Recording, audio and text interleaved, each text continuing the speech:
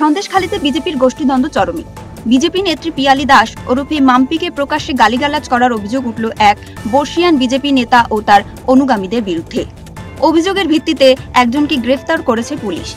লোকসভা নির্বাচনের আগে ভোট প্রচারের সময় সন্দেশখালীর প্রতিবাদী মহিলাদের কাজে লাগিয়েছিল পদ্মপাটি, কিন্তু ভোট মিটে যেতেই দলের নেতাদের একের পর এক কীর্তি প্রকাশ্যে আসছে। এতে এক প্রকার মুখ থুবড়ে পড়ছে বিজেপির সংগঠন।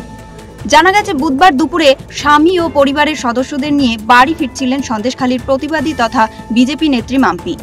জেটিঘাট এলাকায় তখন দাঁড়িয়েছিলেন বসিরহাট লোকসভার বিজেপির কনভেনর বিকাশ সিং সহ তার অনুগামীরা।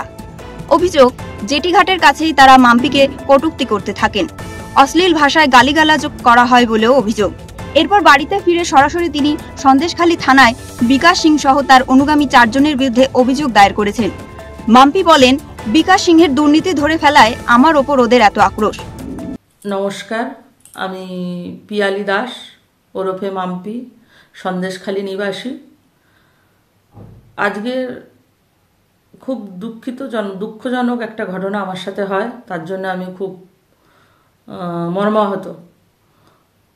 আমাদের এখানকার লোকাল কিছু নেতা আছেন, তারা কন্টিনিউ টিএমসি পার্টির সাথে যোগাযোগ রেখেছেন।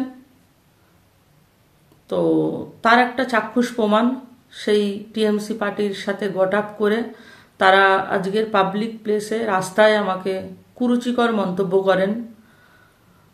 বিকাশ সিং ছিলেন, অর্ণব ছিলেন এবং রতিকান্ত ছিলেন। তো আমি কোনোদিন ভাবতে পারিনি তারা রাস্তায় ফেলে আমার সাথে এরকম ধরনের ব্যবহার করবে। আমি এর জন্য প্রশাসনের দ্বারস্থ হয়েছি। ভোট মিটে যেতেই বিজেপির আসল রূপ প্রকাশ্যে আসছে বলে দাবি তৃণমূলের। দেখুন, এটা বিজেপির কালচার, বিজেপির গোষ্ঠীদ্বন্দ্ব তো আছেই। ওরা ওদের একজন আরেকজনকে সহ্য করতে পারে না, আর বিজেপি তাদের মহিলাদের সঙ্গে ভালো ব্যবহারও করে না। আর সন্দেশখালীতে প্রতিবাদী মুখ হিসাবে যাদেরকে দেখানো হয়েছিল, এটা সম্পূর্ণ সাজানো নাটক।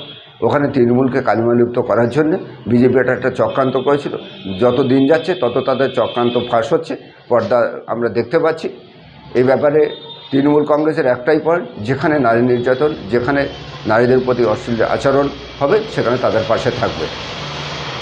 দেখুন, প্রতিবাদী মুখ হিসাবে যাদেরকে দেখানো হয়েছিল, তাদেরকে এক এক করে মানুষ তাদেরকে চিনতে পারছে, তাদেরকে চরিত্রটা জানতে পারছে। বিজেপি বলে ওখানে কোনো সংগঠনই নেই, তারা তাদের কিছু মহিলাদেরকে এটাকে ব্যবহার করেছিল, আজকে মানুষ সেটা জানতে পারছে। পিয়ালি দাসের করা অভিযোগের ভিত্তিতে অর্ণব পাত্র নামের এক বিজেপি কর্মীকে শুক্রবার ভোররাতে গ্রেফতার করেছে সন্দেশখালী থানার পুলিশ। সন্দেশখালী থেকে সুকান্ত চট্টোপাধ্যায়ের রিপোর্ট, ওঙ্কার বাংলা।